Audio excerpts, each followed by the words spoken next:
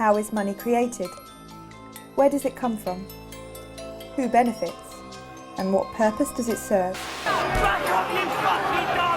What is a money system? What is the money behind the money system? For centuries, the mechanics of the monetary system have remained hidden from the prying eyes of the populace. Yet its impact, both on a national and international level, is perhaps unsurpassed. For it is the monetary system that provides the foundations for international dominance and national control.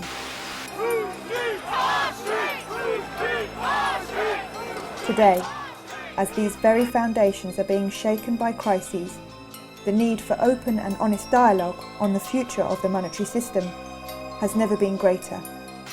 This economic crisis is like a cancer. If you just wait and wait thinking this is going to go away, just like a cancer, it's going to grow and it's going to be too late. What I would say to everybody is get prepared. This is not a time right now to wishful thinking the government is going to sort things out. The governments don't rule the world. Goldman Sachs rules the world. We're on the verge of a perfect storm. In opposition lie corrupt and entrenched interests that lurk in the corridors of power, for whom there are no reasons to relinquish privileges they feel are justly deserved. Has he got a reform plan for the NHS? No. Has he got a police reform plan? Has he got a plan to cut the deficit?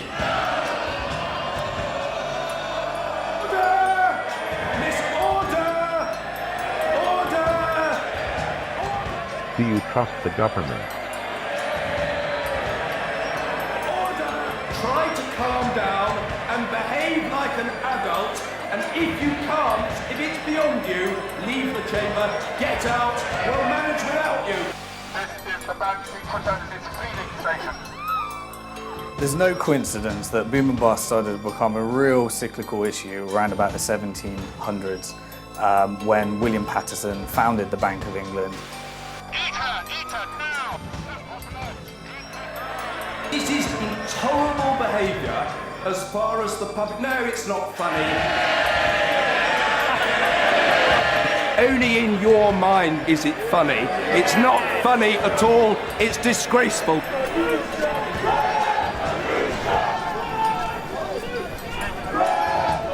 The system is inherently unstable as a result of the international power it provides to the dominant parties. For at the heart of it lies the idea of, how can I get something for nothing? Statistical analysis has found that every time an empire begins to near its own demise, you'll find that its currency will be debased. There is no guide to how this whole system operates. To give you an example, a researcher at the BBC working on a Robert Peston documentary went to the Bank of England and said, can you give me a guide to how money is created? And they just said no. This documentary will investigate and explain this ever-changing system and the impact it has, both on a national and international level.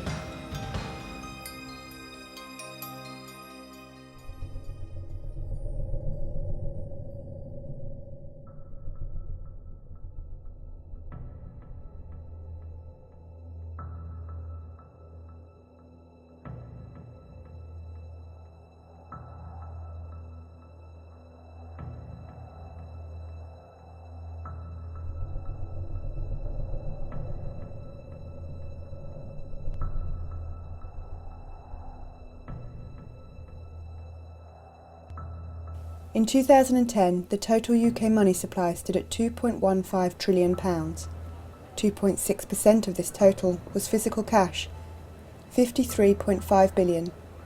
The rest, £2.1 trillion or 97.4% of the total money supply, was commercial bank money. The 3% of money is created through the central bank, and that money essentially, if you created a £10 note, you could sell that to a bank to put into their ATM, and the bank would have to repay that £10 or buy it for £10. There'd be no interest charged on that money, but that money is then essentially transferred to the Treasury, and it's a form of fundraising for the government. It's called seigniorage.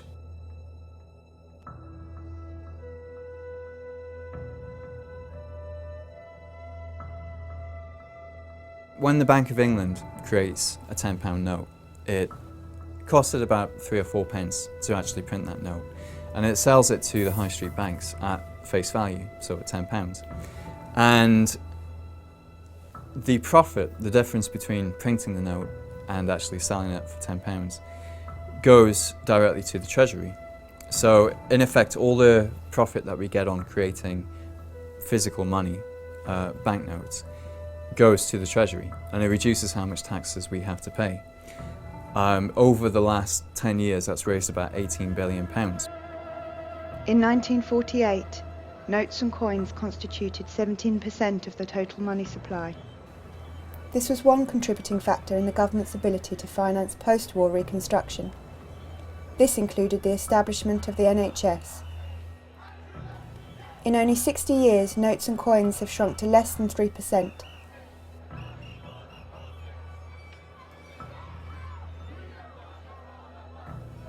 Prior to 1844, banknotes were created by private banks, and the government did not profit from their creation.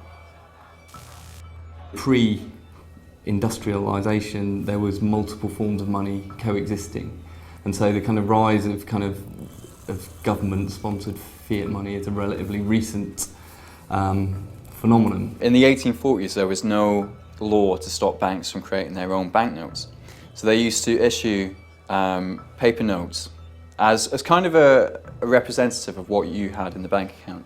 Instead of you taking your heavy metal coins out of the bank and then going and paying somebody with them, you could get your paper which said how much money you had in the bank, and you could give that to somebody and they could use that to go and get the heavy metal coins from the bank. Now over time, these paper notes became as good as money. People would use the paper notes instead of going and getting the real money from the bank. And obviously, as soon as the banks realised that what they were creating had become, the dominant type of money in the economy, they realised that by creating more of it, they could generate profits. They can just print up some new notes, lend it, and get the interest on top of that. And they did that, up until the 1840s. In the 1840s, they pushed it just a little bit too far, and that caused inflation. It destabilised the economy. So in 1844, the Conservative government of Robert Peel actually passed a law that took the power to create money away from the commercial banks and brought it back to the state. So since then, the Bank of England has been the only organisation authorised to create paper notes. Since then, everything's gone digital, and what we now use as money is the digital numbers that commercial banks can create out of nothing. The problem was that they did not include in that legislation the deposits, the demand deposits held in banks by individuals, or electronic forms of money, which essentially what those demand deposits are today. Most of the money in circulation is electronic money, and it's bank demand deposits that sit in our account. So in a way, the legislation needs to catch up with developments in electronic money and the way that banks actually operate. Money held in bank accounts are called demand deposits. This is an accounting term the banks use when they create credit. Banks follow the same process when they create loans. All money held in bank accounts is an accounting entry.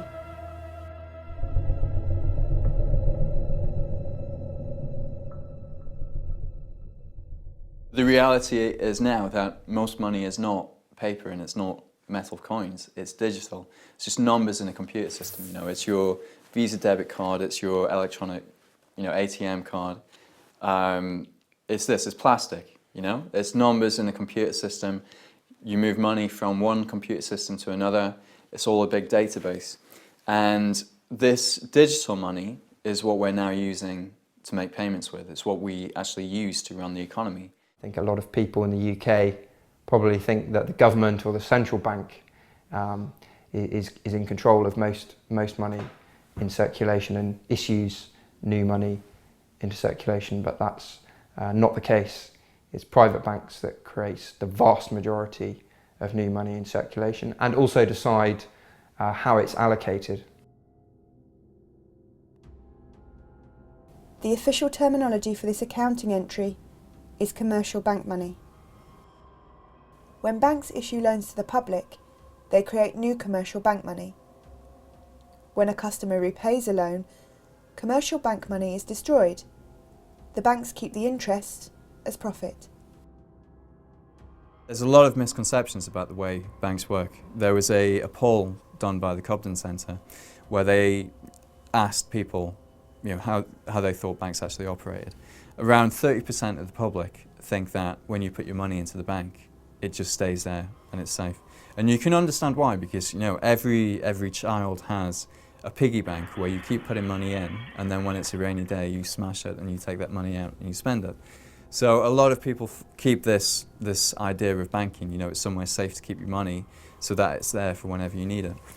The other 60% of people assume that when you put your money in, that money's then being moved across to somebody who wants to borrow it. So you have a pensioner who keeps saving money her entire life, and then her life savings have been lent to some young people who want to buy a house.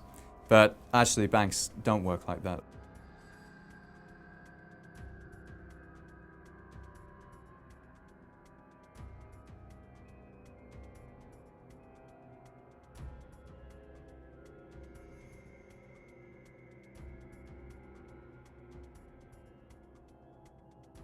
At the moment in the UK, money creation and control is largely in the hands of private banks. About 97 to 98% of money that's created is created as bank debt money, you could call it, when banks issue money into circulation as loans, essentially. This is a very poorly understood fact. It's not a conspiracy theory, it's not a crackpot theory, it's the way the Bank of England describes the process. When banks make loans, they create new money.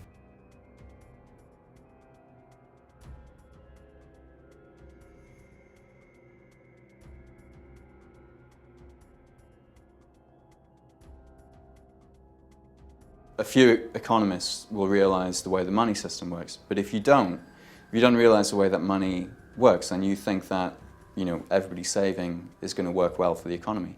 What really happens once you understand the way the money system works is that if everybody starts saving, the amount of money in the economy shrinks and we have a recession. So most economists don't have this full picture. They don't understand all elements of the system. They rely on assumptions, on received knowledge, without actually going into the details. And money is the center of the economy. If you don't understand where it comes from, who creates it, and when it gets created, then how can you understand the entire economy?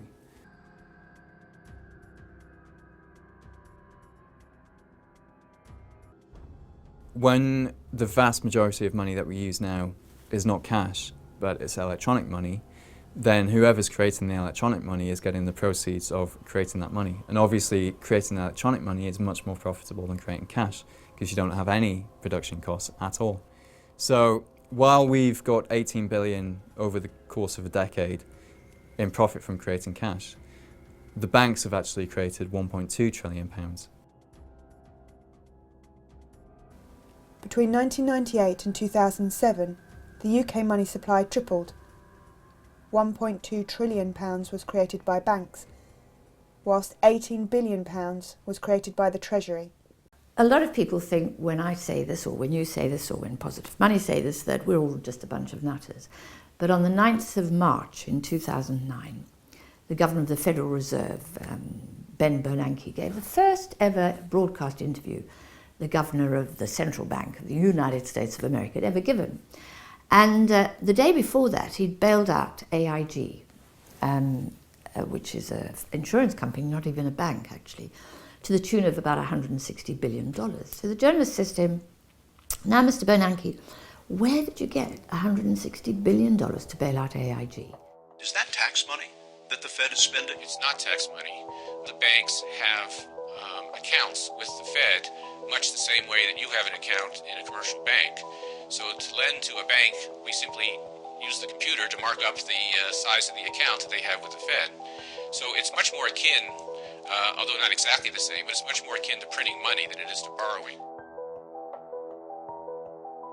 Banks create new money whenever they extend credit, buy existing assets, or make payments on their own account, which mostly involves expanding their assets. When a bank buys securities, such as a corporate or government bond, it adds the bond to its assets and increases the company's bank deposits by the corresponding amount. New commercial bank money enters circulation when people spend the credit that has been granted to them by banks. I found that talking on the doorstep from August last year round to August 2009 round to the general election, 9 months I suppose, knocking on doors, is that when you try to explain how the money system works, there's an almost inbuilt refusal of people to accept that such a bizarre situation could actually exist. No, it can't possibly. What do you mean? It can't.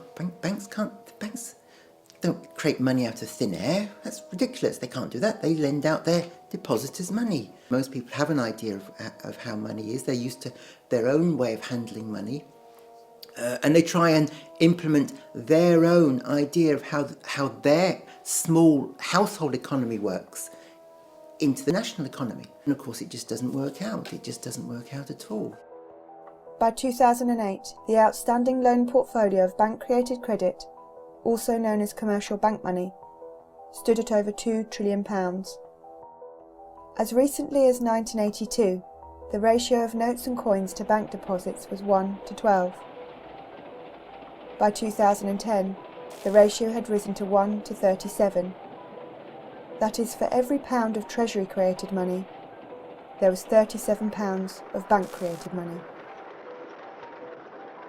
In the 10 years prior to the 2007 crisis, the UK commercial bank money supply expanded by between 7 to 10% every year.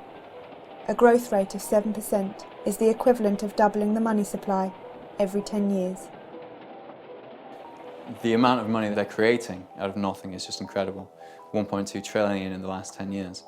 And that money is being distributed according to the priorities of the banking sector, not the priorities of society. Bank sector itself grew from 1980, $2.5 trillion to $40 trillion by assets. In 1980, global bank assets were worth 20 times the then global economy. By 2006, they were worth 75 times, according to the UN. As the following chart shows, total bank assets of UK banks as a percentage of GDP remain relatively stable at 50 to 60% up to the end of the 1960s. After that, they shot up dramatically. And the real money in the world to be made today is not by producing anything at all. It's simply by forms of speculating, basically making money from money. That's the most profitable and by far and away the biggest form of activity, of economic activity that exists in the world today. Today, banks are no longer restricted by how much they can lend, and as such, how much new credit they can create out of nothing. They are restricted solely by their own willingness to lend. The issue with allowing banks to create money, there's two main issues. Firstly, the fact that they create this money when they make loans. So it guarantees that we have to borrow all our money for the economy from the banks. As such, to have a healthy growing economy, the government needs to put in place strategies to allow for ever-increasing debt.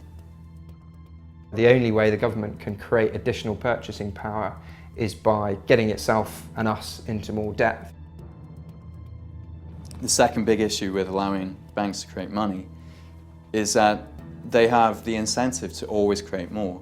They create more money if they issue a loan. They get the bonuses and the commissions and the incentives to create, to lend as much as possible. You have to develop a sales culture. What did they do? They recruited an amazing guy, lovely guy, Andy Hornby, who came from Asda, to turn the bank into a supermarket retailing operation. If you trust bankers to control the money supply will just grow and grow and grow, as will the level of debt. until the point where it crashes, when some people can't repay the debt, and then they'll stop lending. You hear politicians and journalists saying, we've been living beyond our means, we've become dependent on debt, we need to rein in our spending and live within our means. It's not possible in the current system. The reason why everybody's in debt now is not because they've been recklessly borrowing. We haven't borrowed all this money from an army of pensioners who've been saving up their whole lives. Money in the current system is debt. It's created when banks make loans. So the only way in the current system that we can have any money in the economy, the only way we can have money for business to trade, is if we've borrowed it all from the banks. And it's the very opposite of what the Tory party is arguing today, which is that you have to create savings before you can help the National Health Service. And it's because economists have completely confused those things, both in monetary policy terms, but also in economic thinking, and because most people still harbour the old-fashioned view that you need savings before you can invest, that we have the mess that we're in today. Now, one of the reasons why we find it difficult to understand the banking system and credit creation is that we leave school without any money, and we go and get a job working as an apprentice to a plumber. We work really hard all month, and at the end of the month, somebody puts money in our bank. And so for us, the logic is you work and then you get money, you get savings. In reality, you would never have got that job if credit hadn't been created in the first instance. It's a really important conceptual misunderstanding, and it isn't something that the public just are guilty of. Economists don't understand this stuff. Money doesn't come out of economic activity. A lot of people I've come across as kind of assume that if you've got businesses and you've got people doing things, that somehow money emerges out of the process of people doing things, making things and growing things and selling things and producing things, that somehow money just emerges. It's not, it's like oil in a car, you have to put it in. When I see David Cameron talking about how we need an economy not based on debt, but we need an economy based on savings, he just doesn't know what he's saying. It's ridiculous, it's absolutely absurd, and it shows his complete lack of understanding of how our money system actually works. What he's essentially saying is that we need an economy with no money. If everyone was saving, we'd have mass disappearing of money, which is essentially what a bank write-off is. Essentially, is people defaulting on their debt, which essentially is just money disappearing.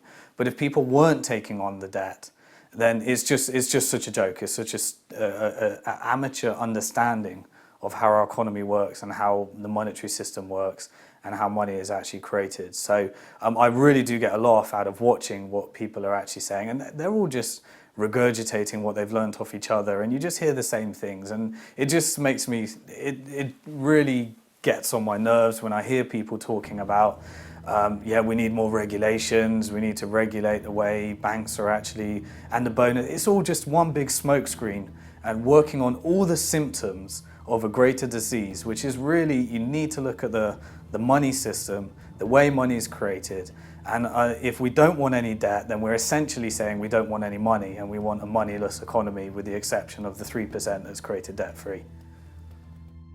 It's a paradox under the current system. If we, as the public, go into further debt, then that's going to put more money into the economy and we're going to have a boom. When you have a boom, it's easier to borrow, so people get into even more debt. And eventually, this cycle continues, it gets easier and easier to get into debt until some people get over-indebted and then, they default. They can't repay their mortgage. That's what happened it happened first in subprime America. And then, that just brings to a wave of defaults which will ripple across the entire economy. The banks go insolvent, then we're into a financial crisis, and then the banks stop lending.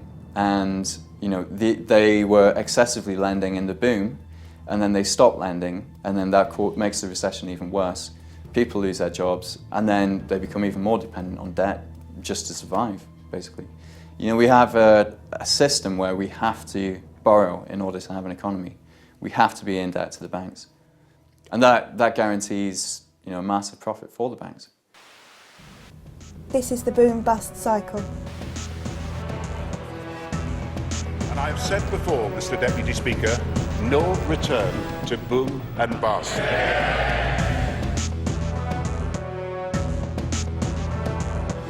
Net bank lending must forever increase. We're paying interest on every single pound. Even if you think the money belongs to you, somebody somewhere is paying interest on that money. The banking system has such a huge impact on the world, but only because it supplies our nation's money supply. We have to protect them, we have to subsidize them, we have to allow them to continue, because the disaster of a bank collapse affects us all in a huge way. And anyone that says that we shouldn't have bailed out the banks doesn't quite understand the nature of our monetary system. That's like eliminating a huge chunk of our money. But also, bailing out the banks is perpetuating a system which is never going to work anyway. So whatever we do, we're always going to have this cycle until we separate how money is created and the activities of banking. Then the banks can do as they wish. They're a normal business like everyone else. There's a major democratic issue here as well. I mean, you have these private profit-seeking banks creating up to £200 billion a year and pumping that into the economy wherever they want, basically, wherever it suits them. Whether they're pumping it into these toxic derivatives or putting money into housing bubbles, just making housing more expensive. £200 billion in 2007 of new money coming into the economy, created out of nothing, and where that gets spent determines the shape of our economy, effectively. So if we're going to allow anybody to create new money out of nothing, then we should at least have some democratic control over how that money is used. I mean, would we rather have had that money used for healthcare, to deal with some of the environmental issues, to reduce poverty, or would we rather have it to make houses more expensive so that none of us can afford to live in a house? You can see it as a subsidy, a special super subsidy to the banks for the right to create money, which should be for the benefit of the public and spent through a democratic process.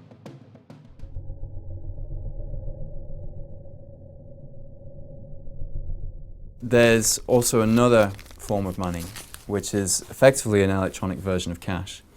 And it's a type of money that the commercial banks use themselves to make payments between each other. The high street banks don't want to be carrying around huge quantities of money because it's dangerous and it's inconvenient and it's expensive. You have to hire security guards for that type of money. So what they do is they pay each other in what is an electronic version of cash, which in the industry is known as central bank reserves. They keep this electronic cash in accounts at the Bank of England. But as a member of the public, you can't access this electronic cash. You can't get an account with the Bank of England. What they do is they effectively sell this central bank money to the banks. And they do this by creating it out of nothing and using this money to pay for bonds, to buy bonds from the high street banks. So the high street bank will come along with a bond which is effectively government debt, and it will give it to the Bank of England, and in return the Bank of England will type some new numbers into the bank's account at the Bank of England. So effectively they're creating central bank reserves out of nothing.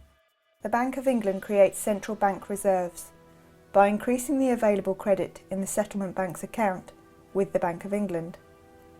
The settlement bank in return posts bonds or sells assets as collateral for the reserves. A total of 46 banks hold central reserve accounts at the Bank of England. Smaller or foreign banks hold accounts with one of these 46 banks to allow them to accept or make payments in pounds sterling. Prior to March 2009, the Bank of England would ask each of the major settlement banks how much reserve currency they needed. The settlement banks would then swap a bond for the reserve currency and agree to repurchase the bond for a specific amount at a specified future date. The settlement banks would then receive interest at base or policy rate for the central bank reserves they held.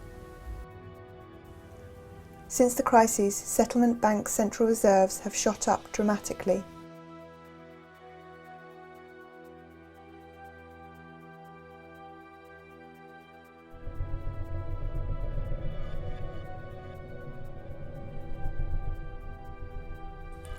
When bank customers transfer funds from their account to another person's account, a process called intraday clearing occurs. The amount of central reserve currency Bank A has at the Bank of England is reduced by the corresponding amount that Bank B receives.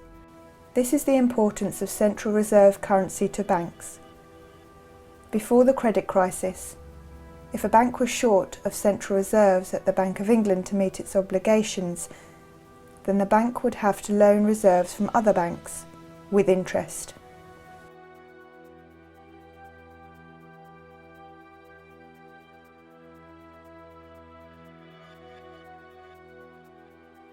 If you sell something on eBay, you know that that deal's not complete until you get some money put into your account. You know, most people actually want to see the money in their account before they're happy to close on a deal. Now the banks are pretty much the same, but they want to see the money in their account at the Bank of England before they consider a deal complete.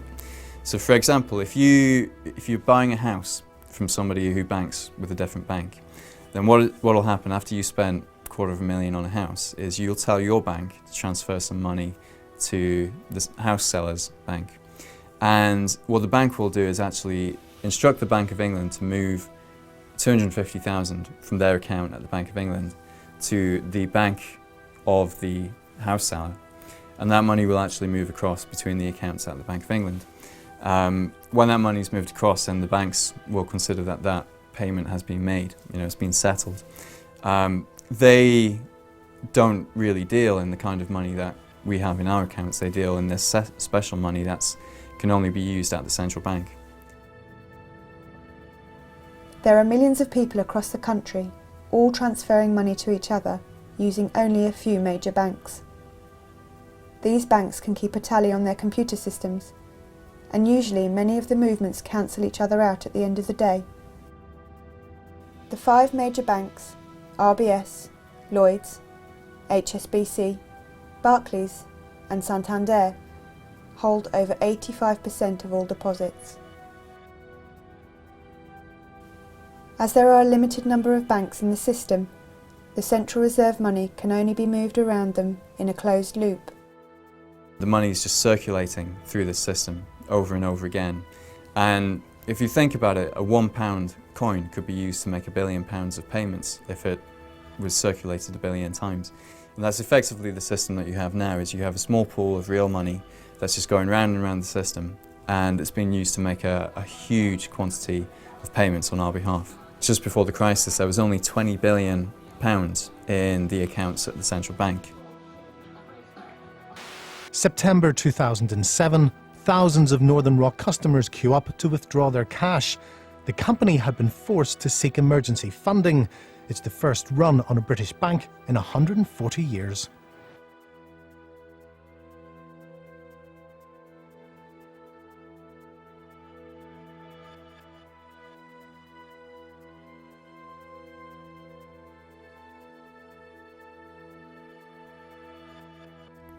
If they don't have enough of this central bank money, then effectively they can't make payments. And if that happens, then pretty quickly the entire system seizes up. So the Bank of England has the responsibility of making sure there's enough of this money in the system. The requirements for banks to hold a specific amount of reserves has changed many times since 1947. At that time, banks needed to hold a minimum ratio of 32% of reserves, cash, or treasury bonds to deposits. In 2006, the corridor system was introduced, in which banks could set their own reserve targets each month. The rules changed again in March 2009, when the Bank of England introduced quantitative easing. Quantitative easing, in effect, gives settlement banks the central reserve currency for free. The central reserve currency is what is referred to as the real money in the fractional reserve model. But the fact is, banks can have as much of this as they want, and central reserve currency itself is a form of fiat money, which is backed by nothing. As a consequence, there is no longer a meaningful fractional reserve.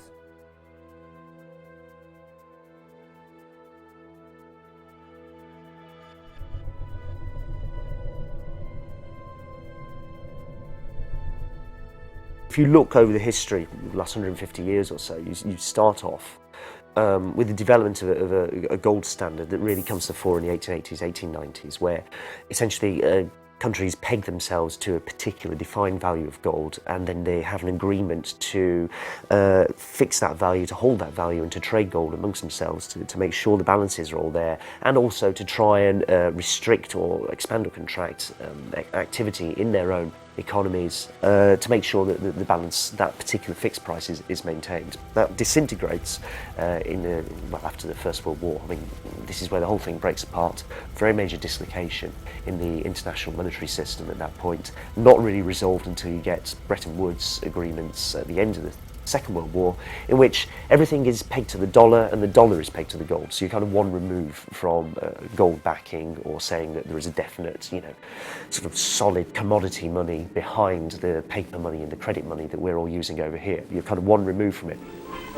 After Hiroshima, Tokyo wondered when the next atom bomb would fall. They did not wonder long.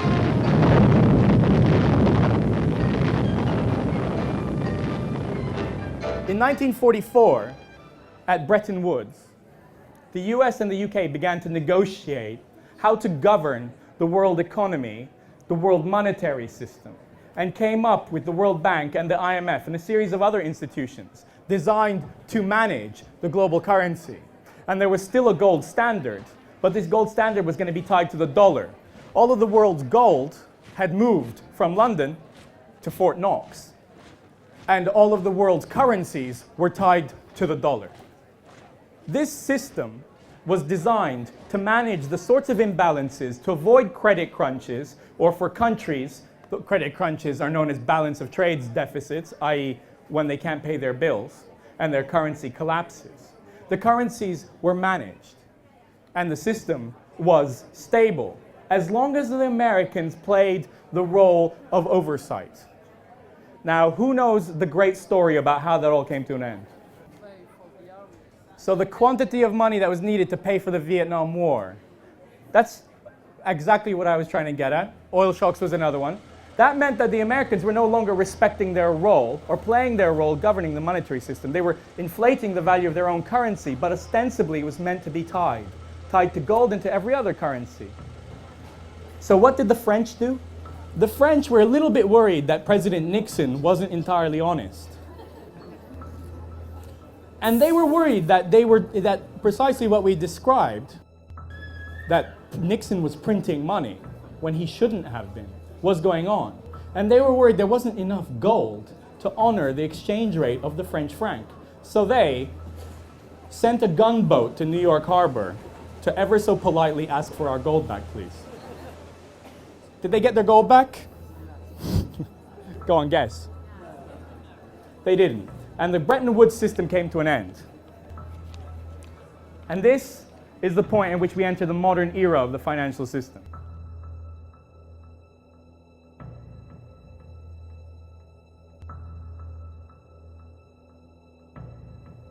Historically, money creation was pegged to a commodity, often gold, but today it is pegged to nothing. Which means there is nothing backing our money. This piece of paper is just a piece of paper. Where does this leave us? If money is based on nothing, why do we think it has any value? Sorry? Because we can still go and exchange it. What? Well, somebody else was going to shout. Great little Latin fact, the word for credit comes from belief. Correct.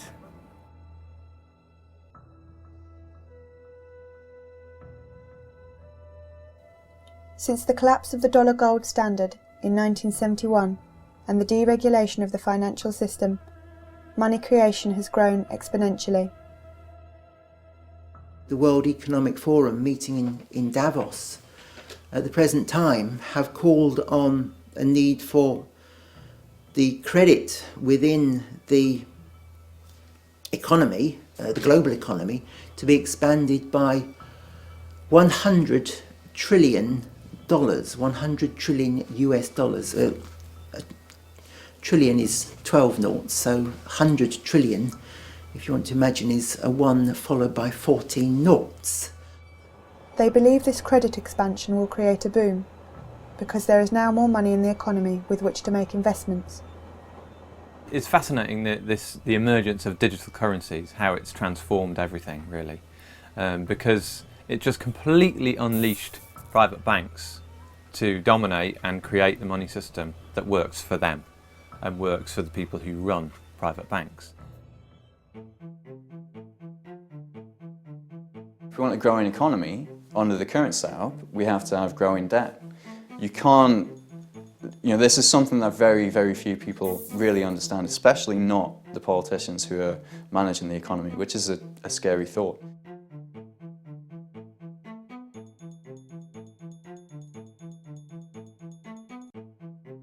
As the money supply grows, more money is available, which can be invested in productive avenues. However, it can also be used to gamble and drive up asset prices.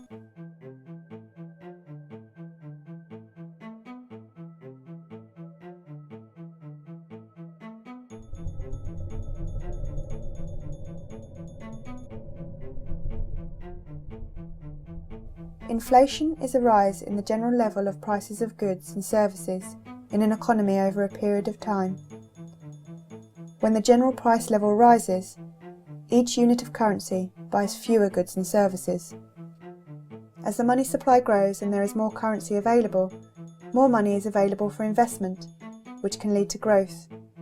But more money is also available for purchases of goods and speculation, which leads to inflation. Essentially, inflation is what happens when too much money is chasing too few goods and services. So there's too much money for the actual output of the economy. However, in practice, inflation is much more skewed and complicated.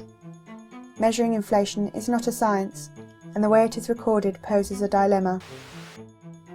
The Consumer Price Index, or CPI, is measured from a sample of goods and services. Each category of goods and services is given a weighing data, which determines the overall impact of the price data for a specific category. However, this measure is deemed to provide a consistently low figure for inflation. Interestingly, house prices, mortgage repayments, and council tax are excluded, yet apps and dating agency fees are included. The Retail Price Index, or RPI Inflation Index, is another way of measuring inflation and scores consistently higher values than the Consumer Price Index. Recently, many pension schemes have adjusted their annual payout increases from RPI to CPI. This is another cost-saving measure which will leave pensioners worse off in future. The CPI index of inflation is not geared towards providing an accurate picture of inflation and the deterioration in the purchasing power of money.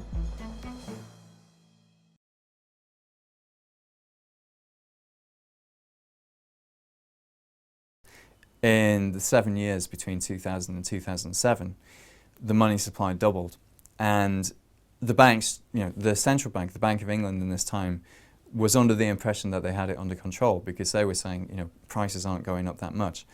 Of course, they were only looking at prices in your local corner shop. They weren't looking at the price of housing, and housing is, the biggest expenditure that most people will make.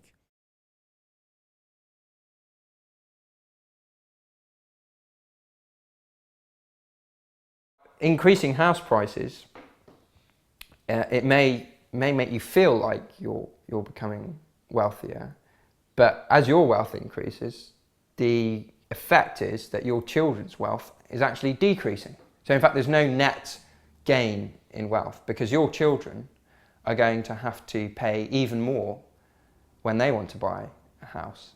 So in effect, there's no kind of net increase. They're going to have to earn even more. They're going to have to go into even more debt. So the rising house prices do not create additional net GDP value to the economy. Actually what they do is they redistribute wealth towards those people who already have houses, i.e. wealthier people, and remove it from poorer people who can't afford to get on the housing ladder. So it's another example of a very regressive policy, actually, to allow house prices to simply inflate. It makes everybody feel kind of like things are going well, and people spend more money on other stuff. They take equity out of their houses, but it's not creating new jobs. It's not enhancing the quality of the economy. It's not helping our balance of trade. It's not helping the public deficit. It's a zero-sum game. As of August 2011, 85.5% of consumer bank lending was secured as mortgages on dwellings. If you have somebody creating money that can only be spent on one thing, which is housing, then the price of that thing is going to go up. Between 2000 and 2010, they created over £1 trillion of new money, £500 billion just in the 3 years before the crisis. That's why house prices went up the way they were. There's nothing, special about houses. It was just all this funny money being pumped into that market. If money is spent into the economy, into a lot of money goes into houses, for example, into mortgages, that's an increase in the amount of money in the economy without a corresponding increase in activity, in output, in GDP. It's non-GDP based spending. That's what causes inflation, and in the UK we've had it in spades. We've had this massive housing boom, and the main cause for the housing boom, in my opinion, is the huge amount of speculative credit created by the banks to go into houses. If houses were cheaper, they would be easier to build, more of them would be built. There would be less huge houses with hardly any people in them. London would not be the centre of a kind of very rich speculative orgy where all the richest people in the world want to get a property in London because it's seen as a great asset. Houses would be seen as places to live primarily rather than places to invest. Important thing to think about is if you're a bank and you've got to make a loan, you have choices. You can give that loan to a small business, and you'll know that the risk to you of that loan failing, defaulting, is actually quite high because that small business, the owners of that business, have limited liability, which means if the business goes bust, you as a bank are getting nothing back, essentially. That's it. So that's kind of high risk compared to loaning your money to somebody with some collateral, with a house behind them, like a mortgage. So there's a kind of simple incentive for banks to prefer putting money into housing than into a small business. Now that's a real problem, or if you widen that out across a whole economy, because it means there's an incentive, to put money into speculative rather than productive investment. So again, we have to think about how we create a monetary system that is more balanced between those two kinds of speculative and productive investment. The government showing very little, enormous reluctance to regulate the housing market and to, again, regulate the amount of money that banks put into houses. We don't decide who creates credit for what. No, we leave that to a couple of chaps in a bank to decide, basically.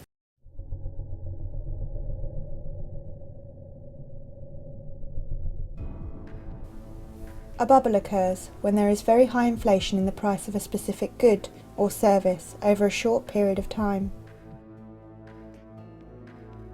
The idea of the tulips and their relevance is that we saw the first ever financial bubble and crash. The craze for tulips, black tulips being a mythical ideal of what somebody could genetically engineer through cultivation after many generations, became a mania in the Netherlands in the 1630s. What they didn't realize was that many of the very, very rare patterns on tulips were caused by a virus and weren't genetic at all. But they traded in them, to the extent that tulip bulbs got to the point where they were worth 10 times the average annual salary of a person working in the Netherlands. There was a futures market in tulip bulbs because obviously you plant them now, but you don't know what's going to come out the ground. So we see already 400 years ago that a money system or a financial system is not something that exists in the abstract, somewhere out there in the ether. but something that was to do with states, power, trade, and how they interact with each other. Unlike tulips, which are a disposable luxury, houses are both a necessity and a luxury, and as such they are ideal as a vehicle for money and bubble creation.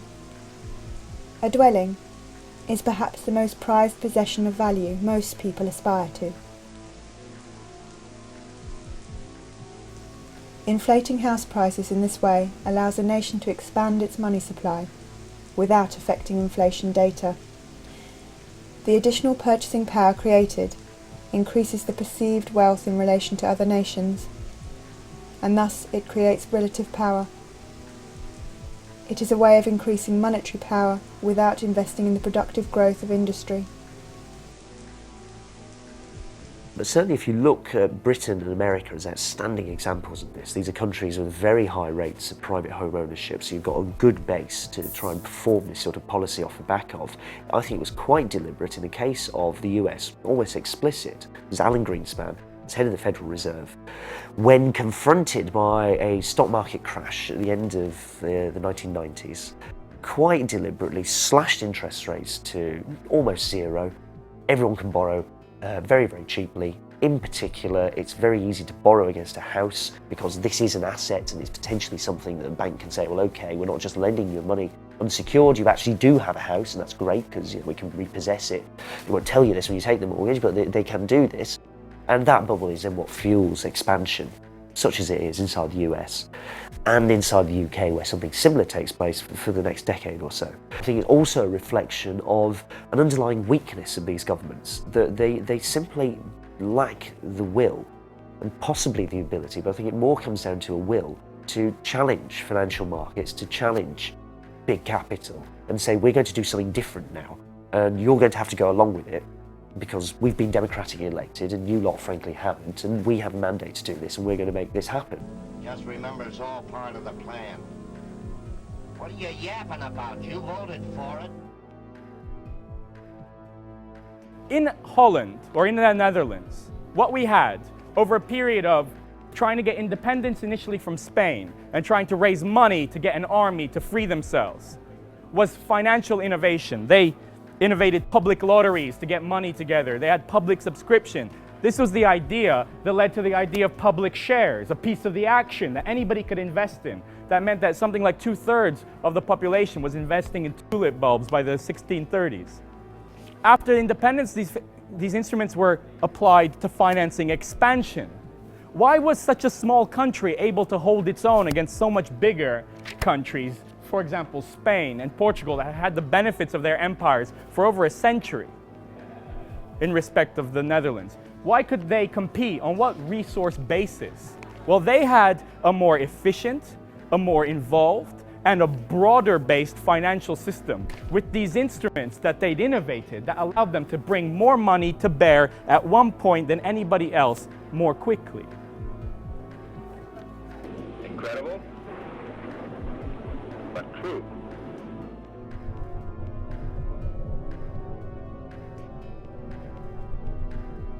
Now, inflation can be avoided if the amount of money that goes into the economy is regulated in a way that it doesn't exceed the actual activity that's happening in the economy. Now, the best way to do that, in my opinion, is to make sure that money is issued into the economy only for productive investment, for productive goods and services. So money goes in to help a small business start up, which creates jobs, which creates additional purchasing power, which means there's no inflation. During their history, almost all central banks have employed forms of direct credit regulation. The central bank would determine desired nominal GDP growth, then calculate the necessary amount of credit creation to achieve this, and then allocate this credit creation both across the various banks and type of banks and across industrial sectors. Unproductive credit was suppressed. Thus, it was difficult or impossible to obtain bank credit for large-scale, purely speculative transactions, such as today's large-scale bank funding, to hedge funds. The World Bank recognised in a 1993 study that this mechanism of intervention in credit allocation was at the core of the East Asian economic miracle. There's all sorts of things that governments have done in the past, very successfully in a number of cases, and often not unsuccessfully in this country, but you know, the examples that spring to mind, like South Korea, Japan, often in East Asia, where governments have been quite targeted about how they're going to rebalance the economy and picking sectors and deciding where the investment should take place. I think that has to start happening in the UK because we're in a demand-side recession rather than looking at a crisis of supply. You have to have a system where credit is put into productive avenues, where credit is put into building high-speed rail links, where credit is put into building houses rather than giving people money to inflate the price of houses. So it's quite simple really in that way, and the current system is simply set up not to do that basically. The creation of money by private banks for non-productive usage causes real inflation, and as such it is a tax on the purchasing power of the medium of exchange.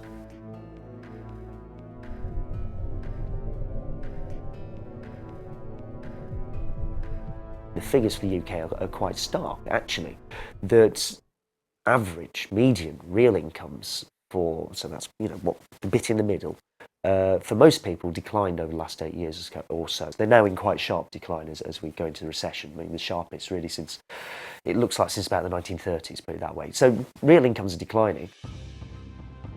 Bank-created fiat currency allows the private banks to suck wealth from the economy, and over time results in a gradual decrease in the standard of living.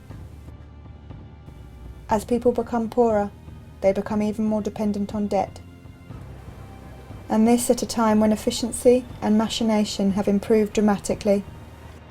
You know, if you go back to the 1960s, and we were expected we were looking forward to an age of leisure.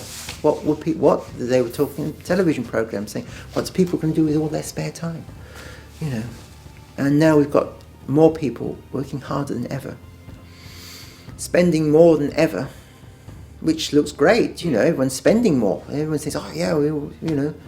But if you're not actually benefiting from what you're spending, if you're having to spend the money on childcare costs, on commuting costs, you know, and so forth, just, you know, the costs that people didn't in the past used to have to pay, because, you know, you could walk to work and, you know, one member of the family was able to stay at home and be a permanent homemaker, then you're not actually any better off.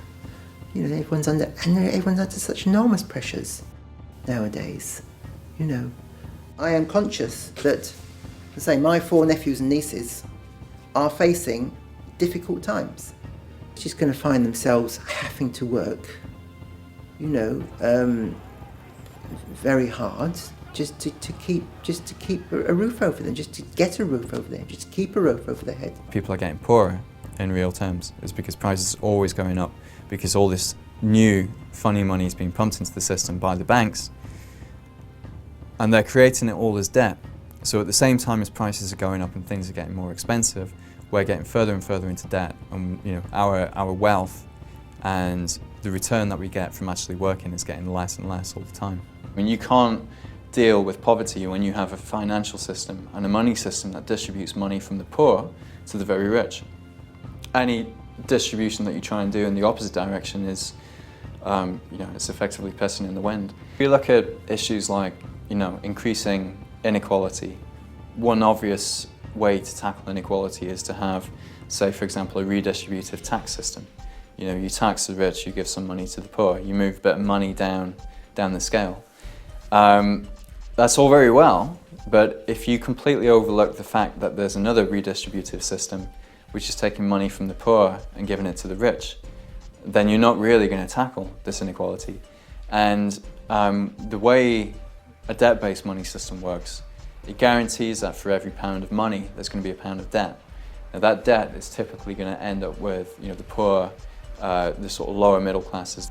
Those people end up with the debt, and they end up paying interest on that money, which then goes back to the banking sector and gets distributed to the people working in the city or in Wall Street. And what this system does overall is it distributes money from from the poor to the rich, essentially, distributes money from the poorer regions of the UK back to the City of London. And it also distributes money from all the small businesses, all the little factories around the UK, and distributes that money back into the financial sector. We have a system whereby the activity of actually supplying occurs under the very same roof as the same organisation that's responsible for profiting from putting together borrowers and lenders, i.e. a bank. So a bank creates our nation's money supply as well as making loans for profit. The government cannot allow the banking system to fail, because if it did, over 97% of all money would disappear. This is why, in the event of a crisis, the risk is transferred to the taxpayer. But even during normal times, banks receive numerous guarantees and benefits beyond the right to create money. Bill, by the way, I know the Bank of America is a very big bank. It happens I've got $32 there myself. Now, just between us, what assurance do I have that this money is safe? Well, all deposits up to $10,000 are assured or insured by the federal government in Washington. That's my guarantee. Huh? Yes. Have you heard that the federal government is about $280 billion in the hole? Banks receive large safety nets from the government. The taxpayer guarantees £85,000 as deposit insurance, and the Bank of England provides liquidity insurance in case a bank runs out of reserve currency.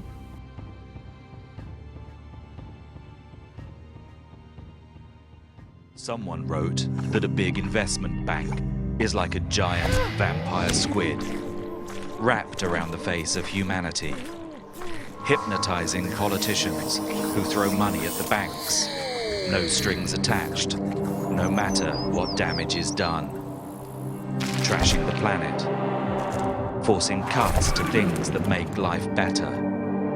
Goodbye schools, goodbye playgrounds, goodbye jobs.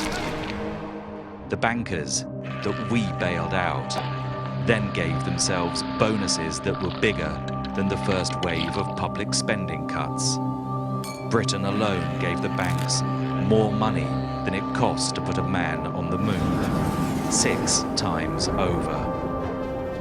Where did our money go? Who let the banks get away with it? Why? Can vampire squids ever be useful? No government yet is brave enough to tame them. Perhaps they need a plan.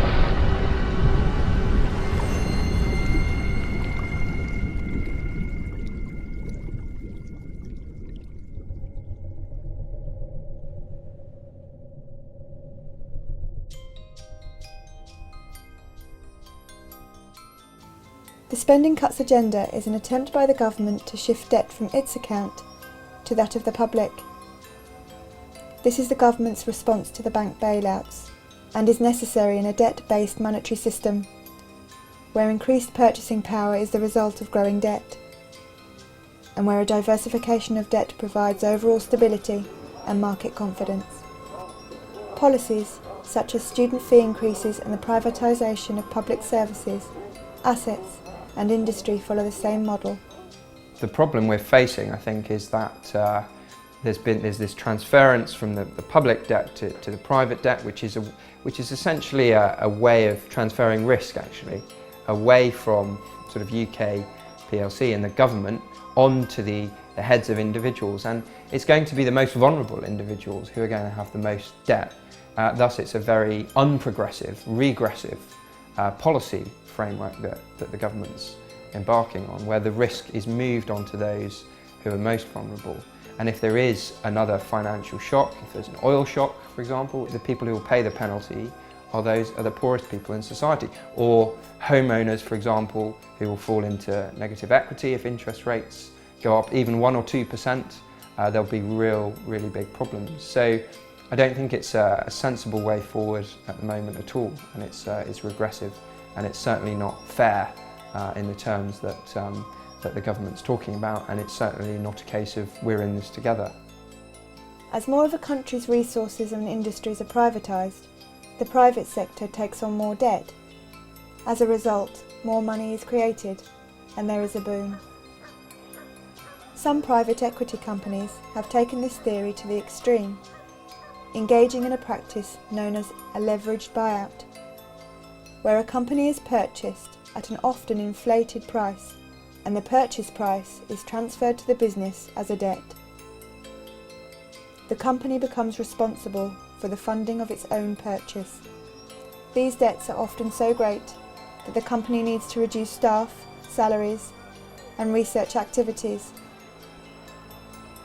When you have to factor interest as a business, if you have to factor interest repayment into your goods and services, then you have to charge a perpetually higher price as you take on more and more debt. An increase in the diversification of debt results in an increase in the money supply. When the money supply increases, more money is available for productive activities and consumption, which is the condition for a boom. It's questionable whether we're going to get out of this recession or whether we'll just keep ticking along the way that we are now. However, if we do, then when we come out of this recession, when growth starts again, look at what happens to debt. It will rise and it will keep rising, and the faster the economy is growing, the faster the debt will rise. And then give it another 3 to 5 years, we'll be back where we were. You know, the debt will become too much, people will start defaulting again. It's kind of the system that we're locked into now, is we can't grow the economy without growing the debt, and the debt is the very thing that will bring down the economy. The only option going forwards is to reform it, to stop banks from creating money as debt. By fixing the monetary system, we can prevent the banks from ever causing another financial crisis. And we can also make the current public service cuts and the tax rises and the increase in national debt unnecessary. The current monetary system allows the banking sector to extract wealth from the economy whilst providing nothing productive in return. I mean, why is it that we've got all this technology, all this new efficiency, and yet it now requires 2 people to finance a household, whereas in the 50s it only needed 1 person working? And the reason for that is not because these washing machines and everything are more expensive, it's because of all the debt. And it's because effectively the banking sector is creaming it off from everybody else. So a growing banking sector isn't a sign, it's not a good thing. If the banking sector is growing, it's either that it's becoming less efficient or it's becoming a parasite on the rest of the economy. And that's, we can talk about the banking sector becoming 4%, 5%, 6% of GDP. What's happening to the rest of the economy? It's becoming 96, 95, 94% of GDP. We've got to get switched on to this now.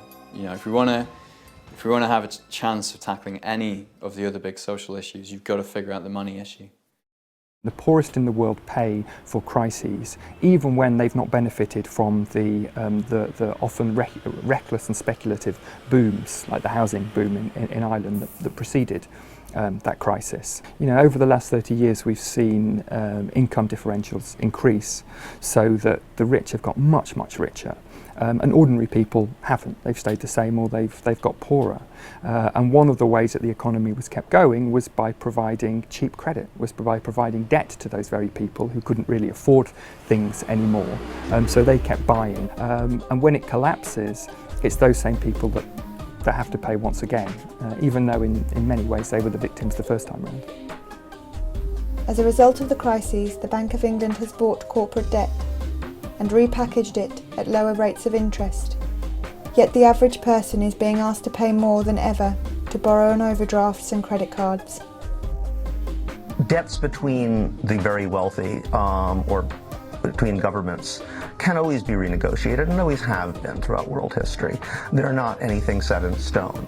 It's generally speaking when you have debts owed by the poor to the rich that suddenly debts become a sacred obligation, more important than anything else. The idea of renegotiating them becomes unthinkable. Can you pin down exactly what would keep investors happy, make them feel more confident? That's a tough one.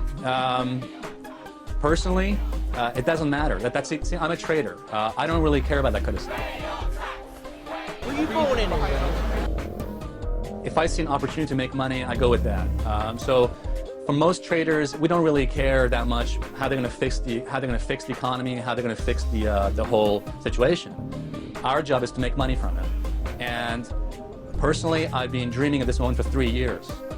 If you know what to do, you can make a lot of money from this. I have a confession, which is I go to bed every night, I dream of another recession. I dream of another moment like this.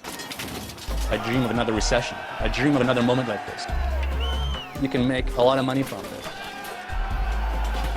Bruno, Virginia hurt somebody real bad. You ought to hate her. The way in which you can look across Europe now and see that the new Prime Minister of Greece, not elected, essentially imposed, Papademos, former employee of Goldman Sachs, the new Prime Minister and Finance Minister of Italy, Mario Monti, former employee of Goldman Sachs, the new President of the European Central Bank, former employee of Goldman Sachs. It's quite, you kind of see these people popping up absolutely everywhere. That's the way to change what we have. Take all power and all freedoms away from the people and collect everything into the hands of one small group with absolute power. From the people, without the people, against the people. What's been interesting out of all this, I suppose, is the question of democracy that's been opened up very starkly in Europe, that you have a government of bankers essentially imposed on you. It's bankers who more or less got us into this mess, to put it rather crudely, but that's a good first approximation to it. And then you say, okay, bankers are the people who are therefore going to get us out of it, and incidentally they're going to run your country now. There's a serious question of democracy that's opened up here. By the way, the banking crisis drove more than 100 million people back into poverty. The mortality statistics of people who go into poverty rise hugely for a whole range of reasons. So the banking crisis isn't just about becoming poorer, it was about killing people as well. And guess what?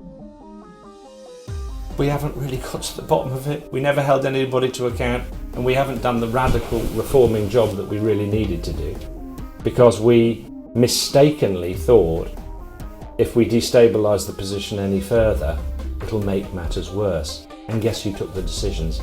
All the people who were there in the first place.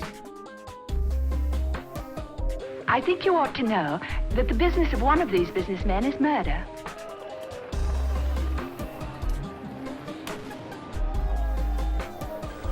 Their weapons are modern. Their thinking 2,000 years out of date.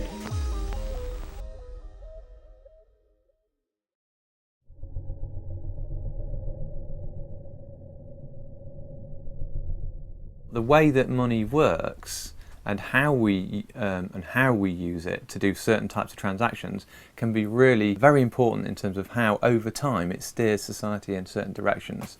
So how I use money, what I use money for, and who's controlling money and where it ends up over time can completely transform society. The kinds of businesses that get preferred by certain types of money systems. So at the moment we have a money system that prefers larger businesses that can take a lot of their wealth offshore because that's more efficient for them to do that. But that means that money ends up leaving communities. Sometimes I think it's quite amazing that there is very little way of any individual directing money towards their locality. You cannot invest, there's no way for me to actually say, well, I've got a little bit of savings, I want to invest in Norwich, I want to invest in businesses that want to set up here. There's no mechanism for people to kind of invest within their locality. You put your money into a mainstream bank and the money goes off to wherever. Who knows what this is? Shout. Bricks and pound. Who knows what it is? It's worth £1, this one, so it's exchangeable for £1 pound. Is this money? Yes. On what basis? People accept it. There's over 200 shops, independent traders. So it represented something, like we've agreed. We can choose to represent it to be something, and that depends on our mutual consent.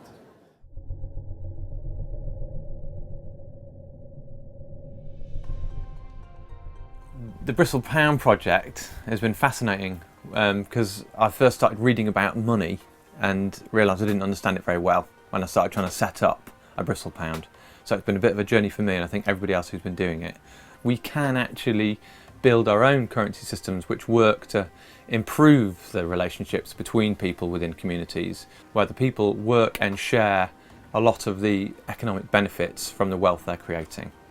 and they're constantly using that wealth that they're creating to build positive relationships with other people within that area, and they can see the impact of the money. So when you spend something, if I spend 20% of my wealth on a certain thing, I'll see what that 20% of my wealth is doing. I'll see, oh well, it's actually having a really positive effect because those people who are using that money to go and do something else, which is really good. Or I can see that it's actually trashing the local woodland because I was paying that carpenter to go and cut down all the woods, and I really like going to the woods with my dog, so actually maybe I don't want to do that. So you can include all what normally just get brushed aside as externalities. Oh yes, well, externalities are actually our life. It's what we, in communities, all those externalities are what actually make us live a good life, I think. We want it to help achieve certain things. We want it to help build community. We want it to support independent businesses. We want it to help preference them over big transnational corporations, because if they've got hold of their money and they can use it with each other, then it doesn't disappear up out of large management structures and go offshore and end up in an account in the Cayman Islands. When we talk to businesses, actually, they get it pretty intuitively.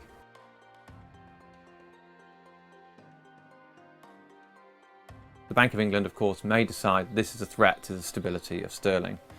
At the moment, they're reserving their right to take an opinion on it. They've sent us all their rules and regulations, and what we've done is we've got a team of lawyers who've given loads of work pro bono and said, okay, we'll work on this and we'll make it as watertight as you possibly can. In the end, what the Bank of England decide to do, we don't know. You see a kind of widespread proliferation of alternatives. It's normally during periods of capitalist crisis. So the Great Depression, you had the kind of rise of a lot of scrip currencies, particularly in North America, and experiments in Europe as well, quite a lot. And most of those got extinguished through, basically being made illegal by the authority of the kind of central banks and the political forces deciding that they didn't want those experiments to carry on. This monopoly state bank currency that we have is very good at some things. It's very easy to trade internationally with it. It helps big businesses, it cuts down their transaction costs, but it's not so good for independent businesses and it's not so good for localities. So if we have a money system where the rules value community and connection between people within communities, over time you build up a better and more wealthy basis for a diverse local economy.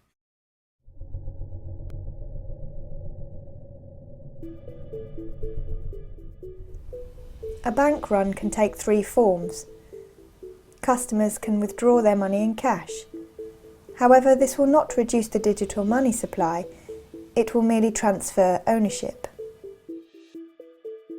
Or they can shift their money from the large institutions to smaller, more ethical banks, such as credit unions, mutual banks, or independent building societies.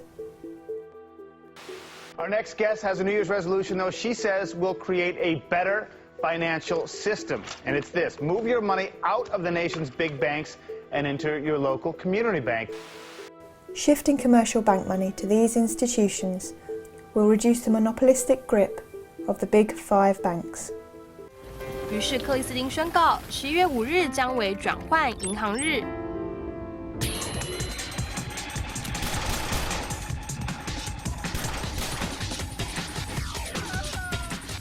银行用户誓言在当天关闭他们的银行户头，并将存款存入信用合作社。The third type of bank run is the international bank run. According to at least one US senator, this is what caused the September 2008 meltdown. Look, I was there when the Secretary and the Chairman of the Federal Reserve came those days and talked with members of Congress about what was going on. It was about September 15th. Here's the facts, and we don't even talk about these things. On Thursday at about 11 o'clock in the morning, the Federal Reserve noticed a tremendous drawdown of money market accounts in the United States to the tune of $550 billion. was being drawn out in a matter of an hour or two. The Treasury opened up its window to help. They pumped $105 billion in the system and quickly realized that they could not stem the tide. We were having an electronic run on the banks. They decided to close the operation, close down the money accounts, and announce a guarantee of $250,000 per account so there wouldn't be further panic out there. And that's what actually happened. If they had not done that, their estimation was that by 2 o'clock that afternoon, $5.5 trillion would have been drawn out of the money market system of the United States, would have collapsed the entire economy of the United States, and within 24 hours the world economy would have collapsed. When money is withdrawn internationally from one currency to another, the reserve currency shifts from the national bank of one country to the reserve account of the foreign bank. Foreign banks have relationships with local banks that allow them to hold foreign reserve currencies whilst not being a part of the central bank scheme at the local central bank. For example, when £1,000 is transferred into euros, a UK bank will agree an exchange rate with a euro area bank, perhaps 1.15 euros to the pound. The UK bank will then transfer £1,000 of the central reserve currency to the UK partner bank of the European bank, whilst the European bank will transfer 1,150 euros of reserve currency to the European partner bank of the UK bank. What happens when currencies and the exchange rate system is no longer managed? What are some of the first consequences? Devaluations, speculation, imbalances, where some countries would accrue more and more and more. What? What would they accrue? Other currencies. Other currencies. The reserve currency needs to be spent in the country of origin, or exchanged into other currencies. Most foreign banks do not have deposit-taking accounts outside of their national borders, and as such, the foreign reserves they hold do not come back to them in the form of deposits. When a country accumulates trade imbalances, it either accumulates foreign reserve currencies, in the case of surplus, or spends its own reserves, in the case of negative trade balances. Balance of trade is basically the difference between what you're selling abroad and what you're buying from abroad. Now, the feature on the UK is that for a very long period of time it's had a deficit on something called the visible balance of trade, which is trade in things, well, things that you can see. So that is goods that you'd recognise, stuff you can put in containers, it's cars, computers, things that you'd see in a shop. That's been in substantial deficit for, I think it opened up it did open up in the early 1980s. And essentially it hasn't gone away since, and if anything has got wider and wider. Foreign exchange reserves cannot be directly used for domestic spending. The money can only be spent abroad or on imports. A country with a large balance of trade deficit relies on its creditors to spend the imbalances accrued in its own market. I mean, there have been proposals in the past to try and create a mechanism for those imbalances to match up.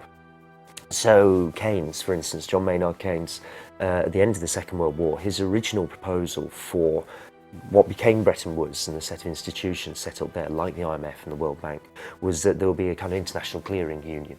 This is particularly relating to the trade side rather than the sort of the financial side directly.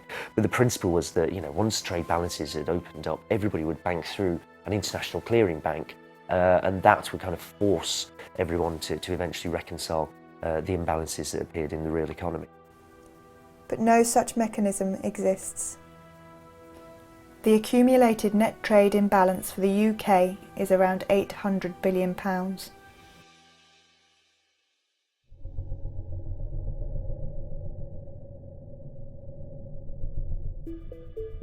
In essence, what has happened is that over many years, some countries have had big trade surpluses and others big trade deficits. The countries with trade deficits have been spending more than they've been earning, so they've had to borrow from abroad. And they've been doing this year after year. Countries like that are the United States, ourselves, and some other countries in Europe. That cannot go on. And there are two ways in which this can come to an end. Either, and we're seeing this in some other countries in Europe, if they can't find new ways to become competitive, then their ability to repay the debts is called into question. Another way of doing it, which we followed, is that we've got a credible plan to repay our debts, and the value of sterling has fallen by 25% to make our exports more competitive and attractive to overseas buyers, and it to be more attractive for British consumers to buy from British producers rather than overseas producers. That is what we have done to put in place a framework to rebalance our economy, and I'm sure that's the right way to do it. Currency war, also known as competitive devaluation, is a condition where countries compete against each other to achieve a relatively low exchange rate for their currency. As the price to buy a particular currency falls, so too does the real price of exports from that country. Domestic industry receives a boost in demand, both at home and abroad. It's made British exports appear rather cheaper, so they've kind of recovered a little bit, but because the rest of the world is now looking really quite ropey, they've started to fall back down again. So what we're looking at is something that almost a kind of anarchy, and in a way, the increasing anarchy. This is what's happened over the last few years, where the Brazilian finance minister has been most vocal about this, talking about currency wars, talking about the desire of national governments when confronted by a major recession. They think if we could export more, we could dig ourselves out of this recession. If we want to export more, we depreciate our currency. That makes our goods cheaper, everyone else buys them, we'll all be better off. Now, the issue here is that if you depreciate, it's like everybody else appreciates against you. Their stuff becomes more expensive, so they're not too happy about that. They also want to depreciate, and this is where you can see a competitive round of devaluations breaking out. To decrease the value of its national currency, a national central bank sells reserve currency into the market. It creates this currency out of nothing by typing numbers into a computer.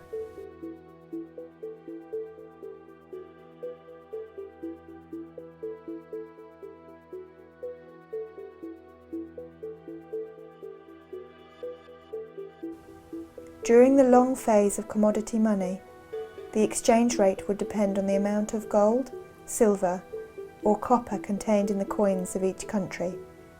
Similarly, after the advent of paper money and the gold standard, the exchange rate depended on the amount of gold a government promised to pay the holder of the banknotes. These amounts did not vary greatly in the short term, and as such, exchange rates between currencies were relatively stable. After the Second World War, currencies were pegged to the dollar, and the dollar was backed by gold. This system came to an end in 1971. So, we have a modern financial system where money is now chaotically organized. There is no exchange rate because there's no gold standard system to sustain. So we don't need it. In fact, we believe the market will resolve all of the problems of exchange. Whether your currency should be worth more than mine is a reflection of your economy relative to mine.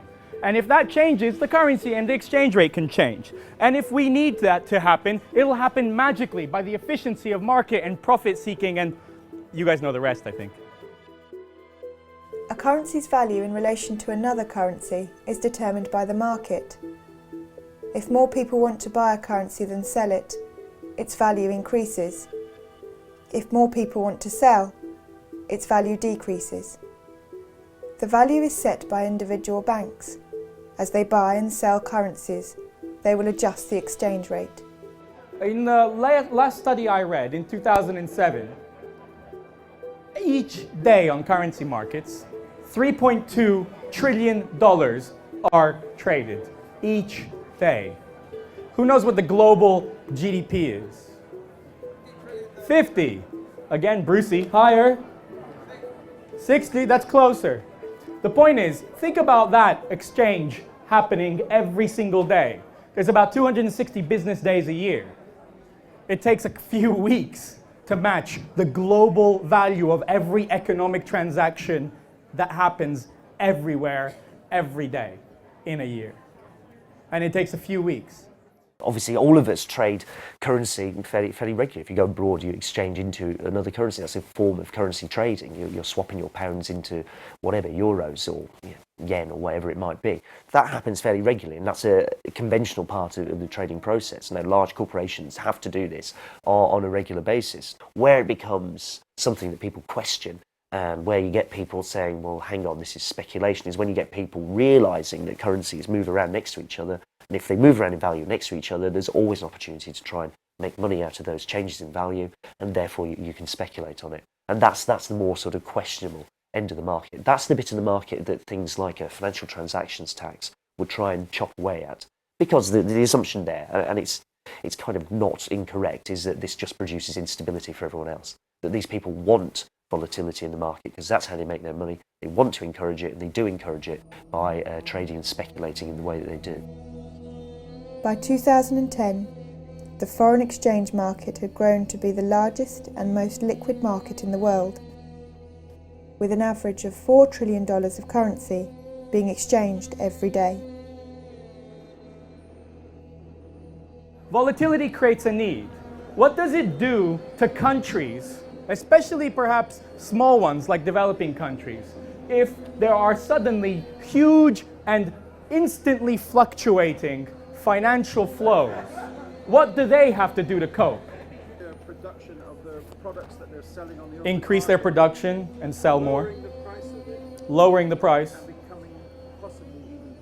and becoming possibly even poorer. Once you start talking about the international system, it becomes really quite a peculiar thing, in that a lot of it depends on simply sentiment and beliefs about what an economy is like, rather more than it depends on anything the economy might or might not actually be doing. And that can shift very, very rapidly, because if it's just somebody's belief about a currency is supportable, then they can carry on believing this until whenever. If that belief changes, and can change very rapidly in a financial market, the process of financial contagion can take place in just minutes, seconds even, that you can just move from being apparently quite a stable, robust economy to being one that suddenly sentiment has turned against you, and you find that markets are picking on you. And it can often be not much more than you're simply a next door neighbour of a country that's currently in trouble.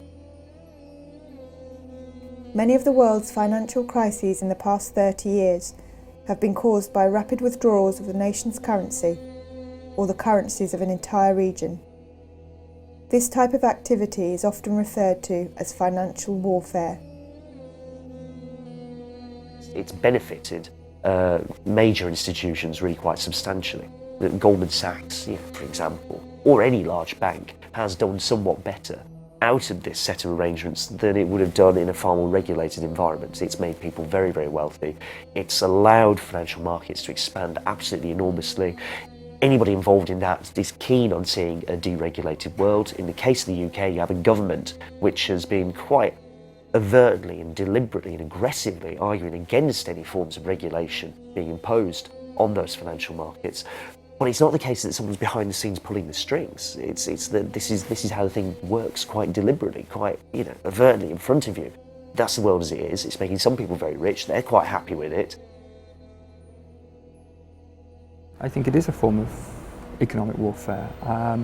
Much of the change in the way that the global economy works over the last 30 years result from this debt, this third world debt, because it's given rich countries and banks and the financial sector enormous amounts of power and control over the poorer bits of the world where a lot of the resources are that we like using.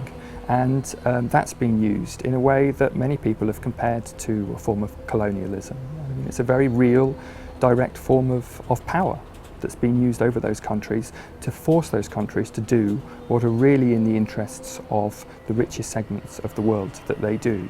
And as a result of that, not only have corporations become absolutely, made huge amounts of profits and become absolutely enormous and all pervasive, but the financial sector has become even bigger than that. And the real money in the world to be made today is not by producing anything at all. It's simply by forms of speculating, basically making money from money. That's the most profitable and by far and away the biggest form of activity, of economic activity that exists in the world today. To protect themselves, vulnerable countries need to accrue currency from rich countries, who create these currencies out of nothing. The Netherlands' first Governor General of Indonesia, the man who built the trade routes, fortified them. What I mean by that is built forts along them and fought Spanish fleets and British fleets, said about the development of the Netherlands Empire and Netherlands trade was, "We cannot make trade without war, nor war without trade." Money and power.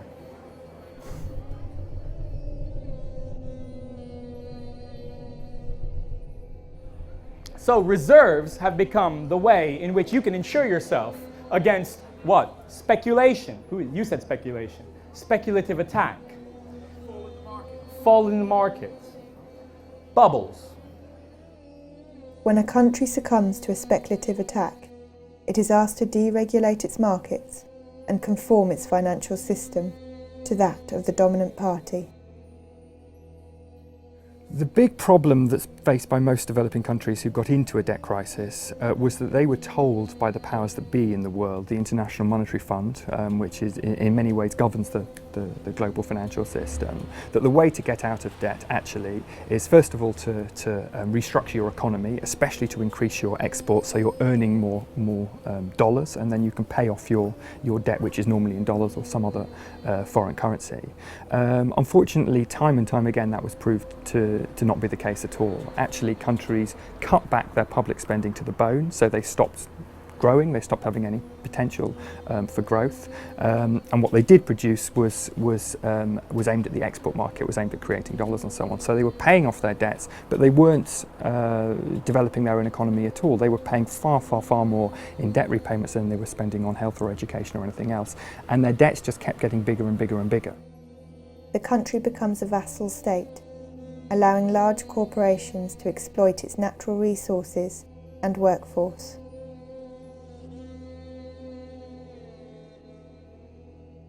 It's not even shadowy. There's no great mystery about what's happening here and about the way the world operates. It's quite blunt. I mean, for the last 30 years, you've got something pretty much everywhere, well, it certainly spreads pretty much everywhere, that generally gets labelled neoliberalism, this idea that you should have floating exchange rates, weak regulation, particularly of financial markets, minimal government interference or involvement with what market does, and that's more or less how the world operates. And then there are institutions, and the outstanding one at this point is the IMF, that will actively try and enforce this state of affairs. So it's not greatly shadowy, if you see what I mean, that there are people behind the scenes somewhere trying to manipulate stuff. It's actually, this is quite overt. This is happening, and this is how, for my entire adult life, actually, is what it starts to look like. This is how the world is operated, and it's made some people very, very wealthy. It's produced enormous concentrations of wealth. So when the International Monetary Fund comes in order to try and alleviate a country's debt problems, it imposes a set of conditions. And in the 1980s and 90s, they called that set of conditions structural adjustment program. And it tends to take very similar forms wherever it happens. And indeed, we can see structural adjustment programs, in essence, happening today in countries like Greece and Portugal and Ireland, where countries are instructed to decrease the amount that they spend on the public sector. They are instructed to liberalise their trade market and liberalise their capital market, so money can much more easily come in and out of their economy.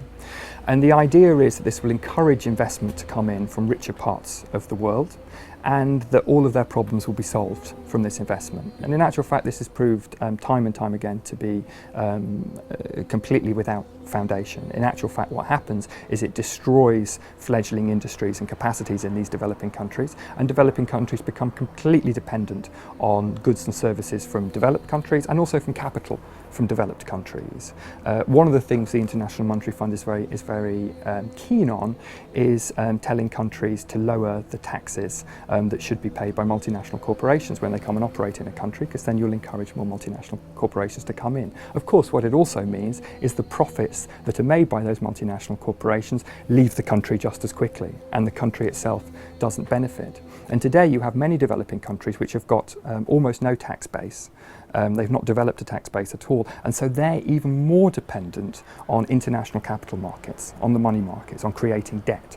And that's why you have so many countries in the world that have really been robbed of their sovereignty. It's very difficult to see how democratic societies can evolve or function when actually a government is more dependent on the diktats of the International Monetary Fund and the money markets than it is on their own people.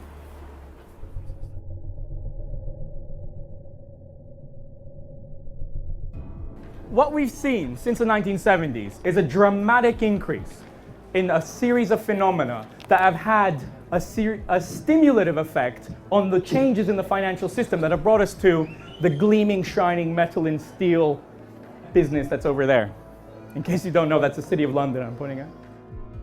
To compensate for the lack of a defined, commodity-based value underlying currencies, financial institutions developed securitization as a means to manage risk.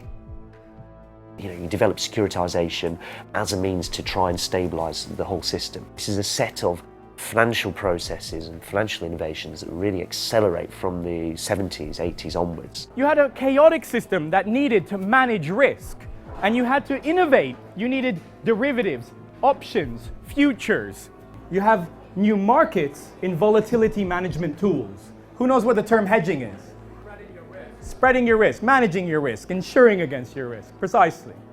Up until very recently, up until the 1960s, the Securities and Exchange Commission would be quite clear that derivatives that weren't based on real products, like agricultural products, so pork belly futures or whatever, would in fact be essentially kind of gambling, and therefore you weren't allowed to trade them. That changes in the 60s, and everybody can trade, currency futures, things that are not based on real products being traded at some point in the future, but are based on movements of currency prices. Once you have the system of fixed exchange rates breaks down, obviously this thing accelerates enormously. So as you get the rollback of government regulation here, you get the market taking over with its own products here. And the theory is that the market's better at regulating itself, it's more stable than if you have the government interfering all the time. The efficient markets hypothesis, the idea that you set up a financial market, they're fast, everybody in them is well informed, they all keep a very careful eye on what everyone else is doing, it'll therefore be very stable and it'll reflect real changes in the economy. It's not going to be driven by panics and manias and speculative bubbles. None of this really going to happen. If there is movement up and down, it's because something real is happening and traders and investors in the financial market are responding to it. So that's the efficient markets hypothesis. The practice, and I think what you see in 2008 is the kind of end of that process. The appearance of a crisis so major, the belief that it will simply be self-stabilising and self-regulating really can't carry on. I mean, the practice carries on anyway, but you can't really argue in the same way that you used to, that it's good or it's necessary or this is okay for the world. In the last decade, we had a new innovation, something called the credit default swap, a way of buying insurance against the company you've invested in going bust. And in 2002, they were worth in total less than $1 trillion. In 2007, they were worth $60 trillion. That's 5 years. Everybody's suddenly sitting there and thinking, oh, these CDOs we've made don't in fact provide the kind of stability that we thought. The maths that's inside of them is complete nonsense, it turns out. There's far more risk attached to trying to securitise risk and securitise debt in the way that we have done this than we thought, and we think these things are now worthless. The attempt to get more and more complex ways of regulating and shaping a financial market and trying to make a quick buck out of it as well actually helped produce the opposite effect to what its kind of apologists said, which is that it led to a spectacular crash. What we saw as a result of this very different situation was one phenomenon above all, one sector above all grew, and that was the financial sector.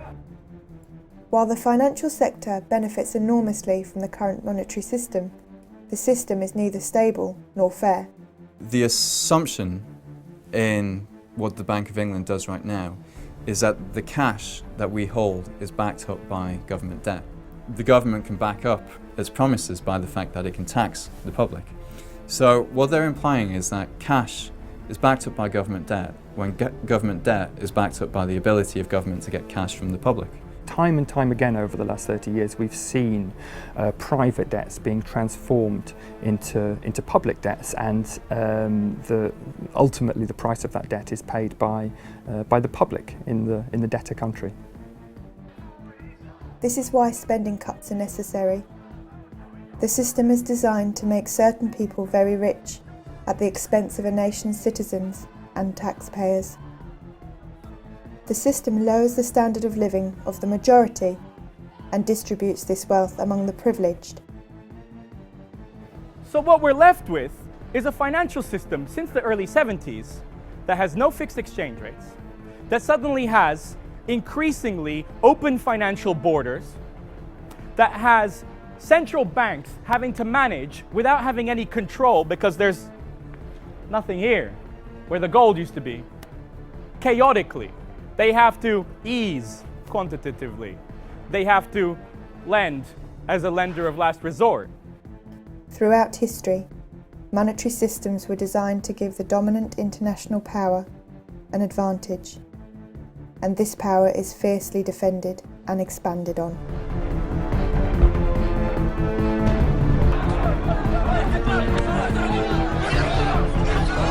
And they flee in terror from an incredible bogeyman. An American flag is burned at the height of the demonstration. Both President Johnson and Francisco Franco were vilified. A new low in public protest added strain on Spanish-American relations. Order in the court! Order in the court! I want Americans and all the world to know. Come on, fire! I want Americans and all the world to know. America has no regard for conventions of war or rules of morality. Fire!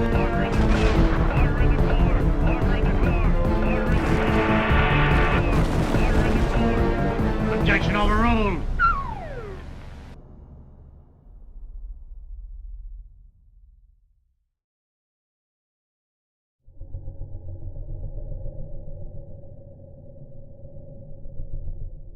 What I would like to see is a new kind of currency that is backed by something that is scarce and that we really need and we really value, something like energy or renewable energy, for example. So a sort of kilowatt-hour backed currency would be very interesting to me. We need to start valuing the things that are most scarce and that we need to survive as a human race in the long run, and backing an international currency with something like that will generate enormous investment in, for example, renewable energy, if that's the primary international unit of account that's being used. Another option is a basket of currencies, so you mix up the value of different currencies to create a very solid currency that people have confidence in. Perhaps even better would be a basket of commodities with which to back up international currencies. Now, if it was possible, internationally, some way or another, to get all these competing and increasingly competing national economies together and say, we're all going to sit down and write out an agreement, somewhat like the Bretton Woods Agreement, which will allow for, unlike Bretton Woods, allow for some currencies to be pegged against different baskets of goods that are more appropriate to their national economies. And you can sort of arrange this. If you could arrange that to happen, then that would be nice, and you can see how that would start to create a kind of order in the international macroeconomy, which is otherwise lacking. The real difficulty there is just political. It's like, who on earth is going to do this? Who is the force that's going to kind of make this thing happen? Creating a monetary system which is both fair and stable is possible and can be achieved. What are international organisations for, if not for such a purpose?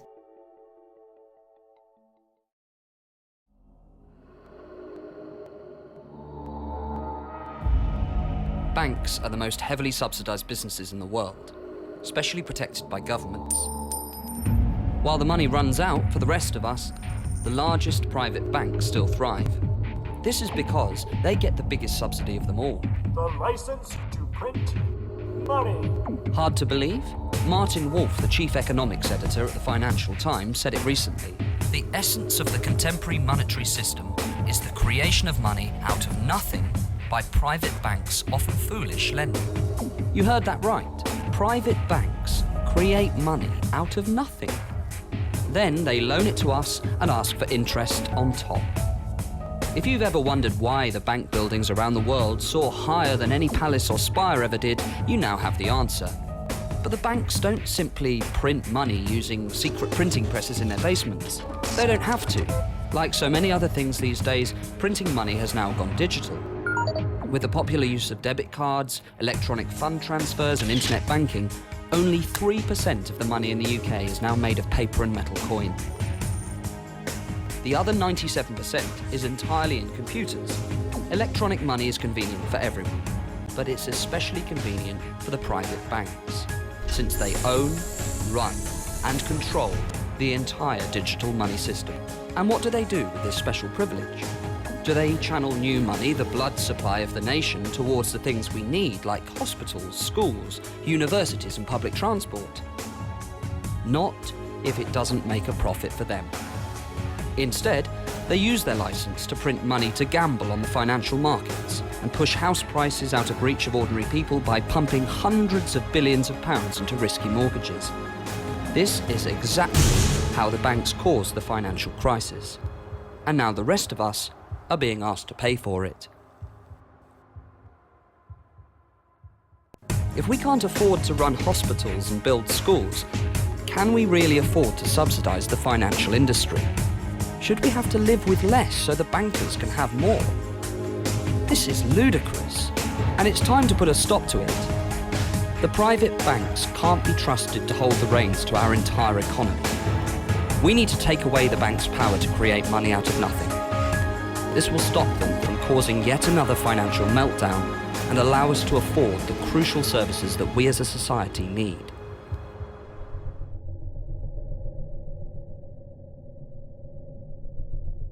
What does a progressive financial system look like? And I want to hear what some of you think. Who thinks, for example, that we should ban banks from creating money? Control over how money is created and what it's used for is a democratic issue. You currently have the banking sector, profit-seeking banking sector, not accountable to anybody other than themselves, who are creating up to £200 billion a year of new spending power and deciding where in the economy that goes.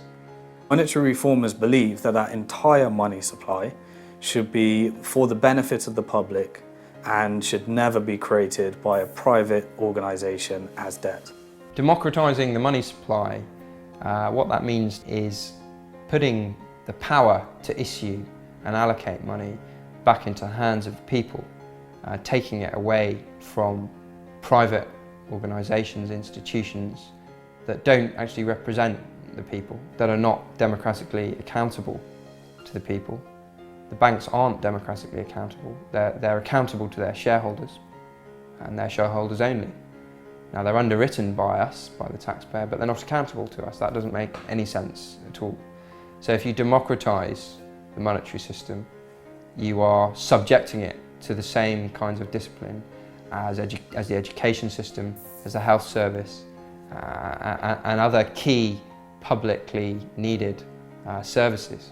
There's no reason that money should be viewed as any different. It is a fundamentally important service that everybody needs. I can't survive without enough money. Nobody can. So it cannot be controlled purely by this small elite of big banks as it is in the UK. We do need a different system. We believe that the activity of supplying a nation with money should be completely separate from the activity of banking. What we need to do now is update that law from 1844 to make the digital money real money. Real, it could be electronic money, but it needs to be classified as money. We just want banks to be like every other private organisation, private company in the economy, to be subject to market discipline. The problem is that now we're in this hybrid model where we have no control of how they spend the money, which creates our money, but also we're reliant on them to create our money. We're all constantly in debt. We'll be in debt pretty much for the rest of our lives, and the younger generations have it even worse than the older generations. I've just been reading a report from the United Nations Environment Programme, and they say we need $2 trillion a year. 2 trillion, can you imagine what 2 trillion is? It's a lot of money. A year to finance the greening of the economy, to move away from poisonous carbon, which is poisoning the atmosphere, to alternatives to carbon. When the banks collapsed in 2007-9, we found, according to the Bank of England, not me, the Bank of England tells me that we raised $14 trillion in a year to bail out the banks. So against that $2 trillion a year to bail out the ecosystem, is no big deal. This kind of model doesn't make any sense, either from an orthodox free market perspective, because these banks are monopolists. Effectively, they monopolise credit creation, so they don't obey the rules of any kind of free market discipline, yet at the same time they're not producing socially or environmentally beneficial outcomes along any real kind of scale. All that money does is enable us to do what we can do. And once we get our heads around that, we can make money work for what we need. The power to create money is so powerful. You've got to be very concerned about who has that power. If it's somebody who's going to benefit from creating the money, then they're going to have the incentive to create more than the economy actually needs. The same would probably happen if you give that power to politicians. You can't trust a politician to be trying to please voters and to have power over creating money at the same time. It's a real conflict of interest. The only thing you really can do is to give it to somebody who has no conflict of interest, an independent, transparent, accountable body. Money could be allocated according to the needs and desires of the population. Systems could be put in place to allow for direct democratic allocation of funds, either wholly or partially. A framework and rules could be established to incorporate up-to-date economic theory into how much money should be created and for what types of purposes. The government would no longer be able to get access to large sums of money to pursue armed conflict if this was not sanctioned by the populace. We would be able to see exactly what they're doing with the power to create money. We'd be able to see how much they're creating and where that money is going. And that's pretty much the only way we can get control over the power to create money and stop it being abused. The Money Reform Party was established in 2005, just after the 2005 general election. The idea of the Money Reform Party was that we would have this basic core issue that people would agree with. They might disagree on other issues, that's fair enough. There are, different ways of going about it, but that was the idea, was to go for what you might call the lowest common denominator, to attract people with disparate views. Getting elected to Parliament is not the issue, it's getting the issue of money reform into the public domain, so that people will begin to talk about it.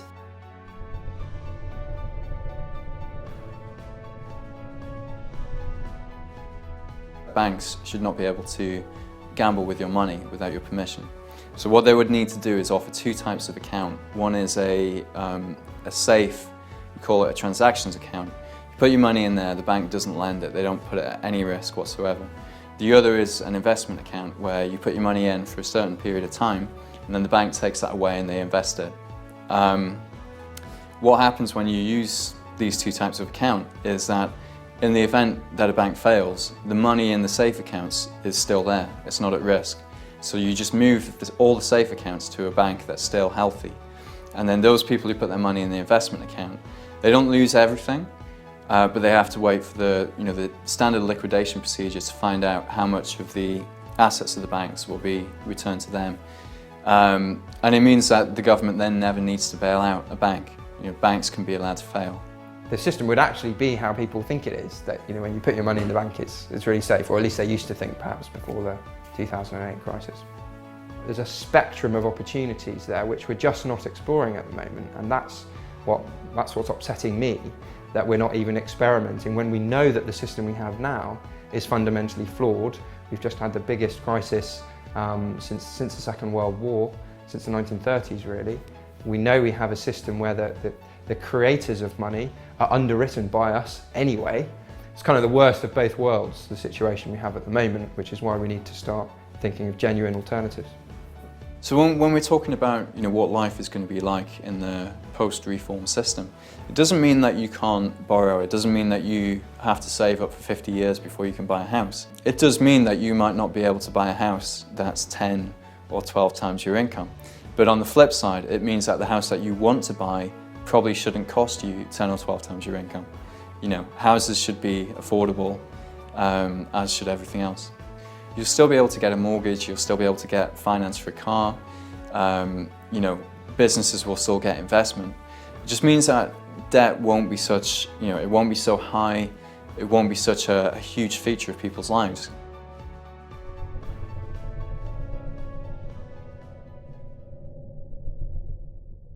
Person-to-person banking has been around for a while. It's essentially the eBay of banking, so it allows borrowers and lenders to be put together in a marketplace. Default rates at the largest peer-to-peer lender, Zupa, are 0.7%. Risk is minimised by pooling funds, so that each investor's contribution to a specific loan remains minimal. There's a site which is about currency exchange, so again bypassing the kind of mainstream banking or currency exchange system and just doing it person to person. I think a lot of the interesting stuff that's going to happen around currencies and around money more generally is to do with the impact of the internet. My gut feeling is that we will see more and more of those types of systems. We will also see more and more applications and things using our phones that we would never have imagined. And I think we're only just at the beginning of that.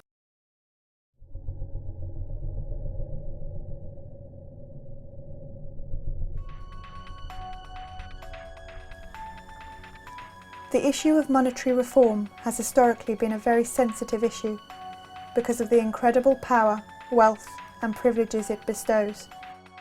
In an age where analytic thought and a scientific approach are held in such high esteem, there is no justifiable argument for keeping the mechanics and implications of the monetary process such a taboo subject. As democratic citizens, we have the right to demand a monetary system which is both stable and beneficial to society. The banking lobby is very powerful. I suspect that they won't be in favour of these kinds of models, although ultimately one could argue that it's a much more stable footing for banks.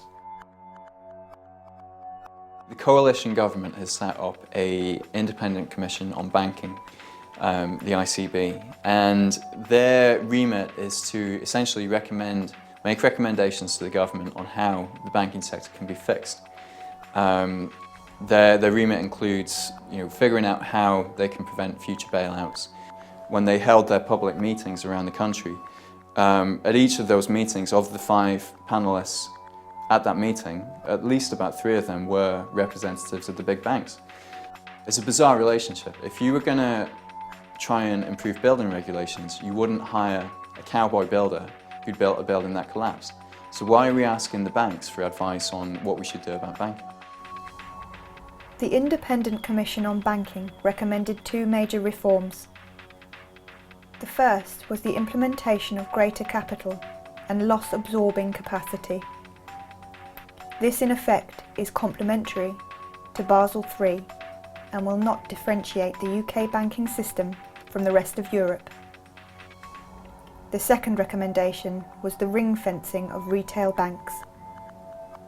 Although portrayed as harsh to the banks, it can also be interpreted as a benefit, as retail banks will now have a lower capital requirement ratio than investment banks. There's this cosy relationship between government and the banks. In the middle of the crisis, I spoke to somebody who was working in the Treasury in the middle of the crisis, And he said pretty much every second person that you spoke to was working for one of the big banks.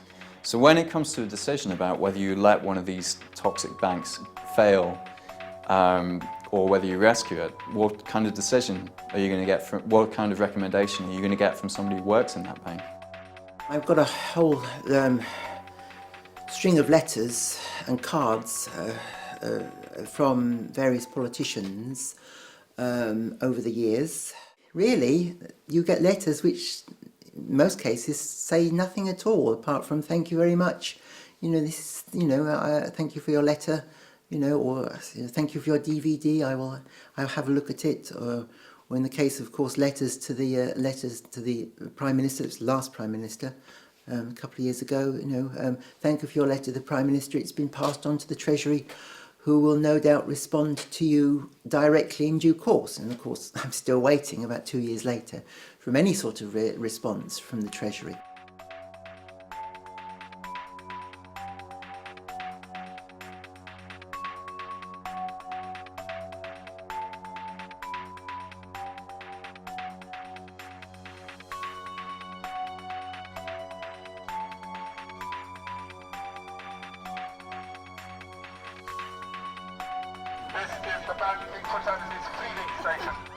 Banks' balance sheets are now 4 times GDP at £6 trillion. They are holding the public hostage. Their wealth has become so great through gaming the financial system that we are at a tipping point whereby a single bank could now take down the entire economy.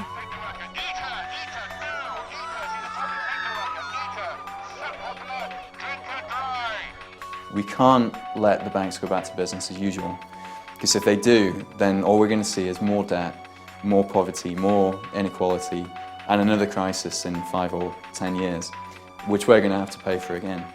It is a political issue, ultimately, because the reforms that are required can only be achieved by Parliament. We don't need a very big act of Parliament. All it has to do is basically prevent the clearing banks from creating currency based on the debt of their borrowers. That's it. You cut that. You stop that.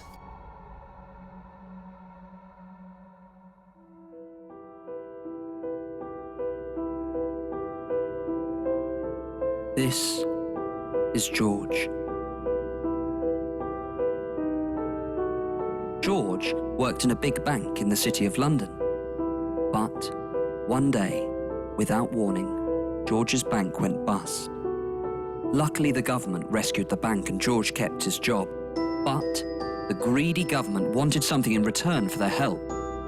They demanded a higher tax on George's salary and bonus. For someone with a high-cost lifestyle like George, a shock like this can be devastating. Now George struggles to afford the rent on his riverside apartment in central London. The tyres on his Aston Martin are wearing thin and are barely road legal. Unless George's situation improves, or unless someone like you helps him, then George may even be forced to walk past the next Savile Row tailors and buy his suit from Topshop or Next. Even if George had anything to celebrate, he can no longer afford the champagne to celebrate with. George is not alone. Countless others are suffering like him, and no one knows how long it'll be until the good times return. But with your help, George can turn his life around. A simple monthly donation from you can bring a bit of sunshine back to George's life. Just £395 will help him celebrate minor achievements with a magnum of Cristal champagne. As little as £900 will help George buy a new set of tyres for his Aston Martin. £2,000 can help George recover his self-esteem with a suit from a prestigious Savile Row tailor. But even a small amount will help. Just £200 will buy a meal for George and his girlfriend Experience. Just £200 extra will buy the drinks. By adopting a banker, you won't just be supporting someone like George in a time of need. You'll also be supporting the trendy wine bars of the City of London, the luxury car makers of Italy, and the tailors of Savile Row. You'll be doing your patriotic duty to support Britain's greatest industry in its time of need. And when the good times return and George gets his bonus back, the taxes he pays will help fund the public services that the rest of you scroungers depend on. So please, until the good times return for George and those like him, will you give today?